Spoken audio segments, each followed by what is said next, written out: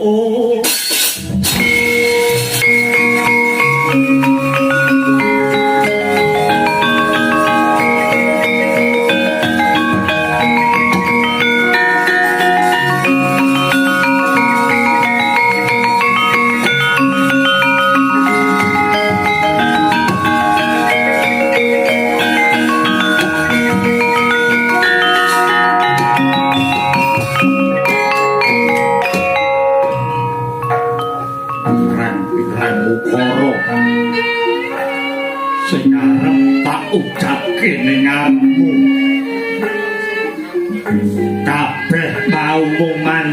Sesak ana ing guluku ilaku kaku mergo kowe mbokku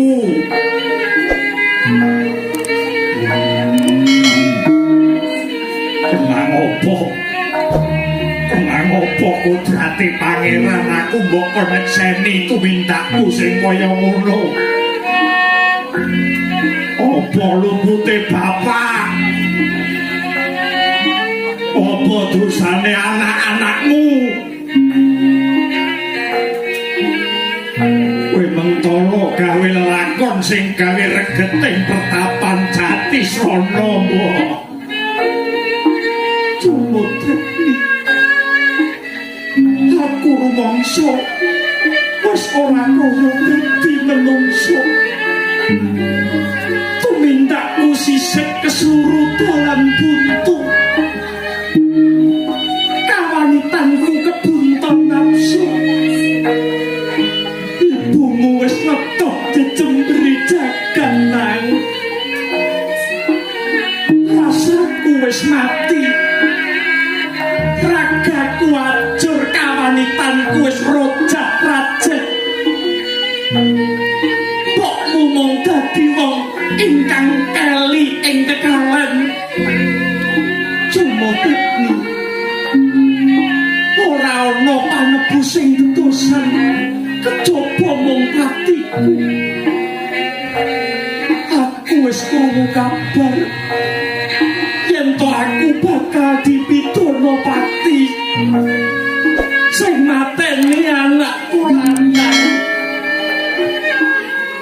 sing tau tak gembel sangang sasi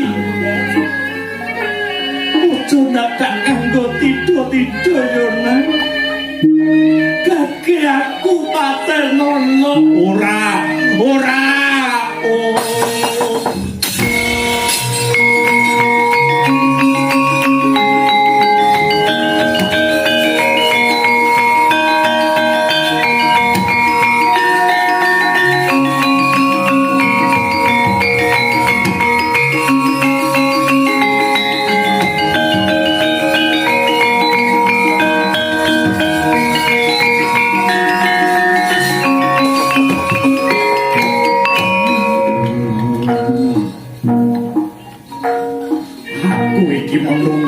dudu kewan pirang-pirang lelakon bait getir kabeh padha disandang lan dilakoni ruko ibuku kowe mertobato elinga marang dalaning bebener mbok menawa isih ana umub dalaning pangapura pasrahno kabeh uripku menyang sing nata jagat iki yo aku bisa nindakake pamratobat lair kelawan batin nanging aku donga luwih dhisik cumotipni aku tak wiwit sesuci diri supaya ketrima sing dadi panembahe simbokmu yoli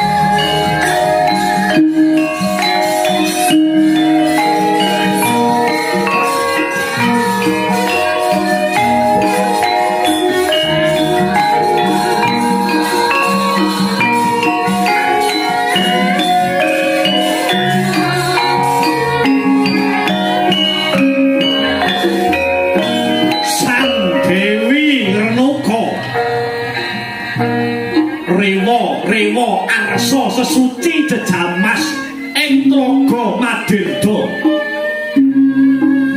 Ing tata gelar Sang Dewi Arsa mertobat mring Hyang Agung. Nanging sejatine amung golek lenane putrane nenggih Risang Jamadagni.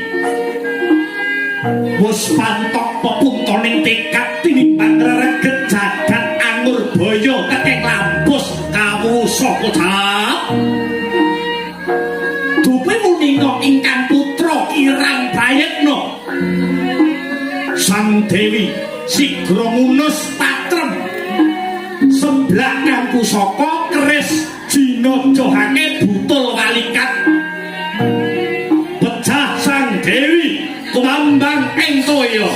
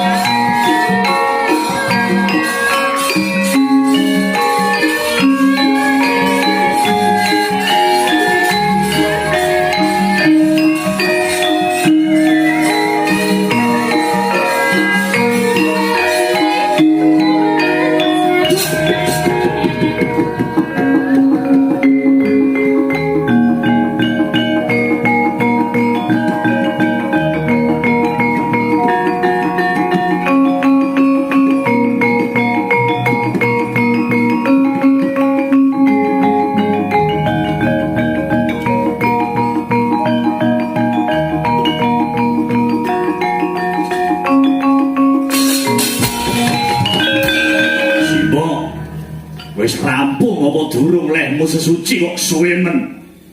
Simbok Renuka wis rampung apa durung lehmu jejamas ana ing Kali Madirda? Simbok!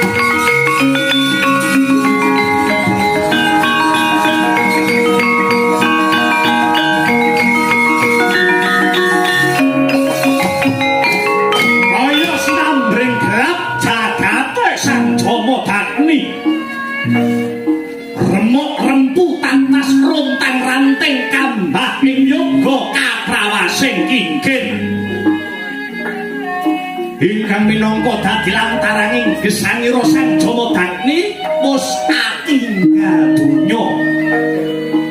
Mlimpe Sang Putra Kinasih gilang-gilang tandane kutah ludira meles kang ludira kawang-wang anelesi sarira sakujur. Kawelas arsa Sang Dewi Renuka ing pangrasa dadya sumber papa tutuking cedember. Mendong ireng sinela tapit miwah ocehing benci manuk kolik amethuk layon. Kaya-kaya saking katebian ana swara kentongan pring ingkang uluk-uluk munyaku menclang kaya hambedah bedhao jantune Sang Jamadagni.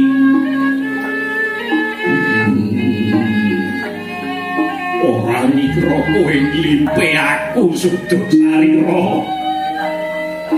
Kaya ngene dadine lakon. Kowe mati tenan Simbok. Kowe tiga ninggal aku. Bapa risang iki piye Simbok mati tenan opo?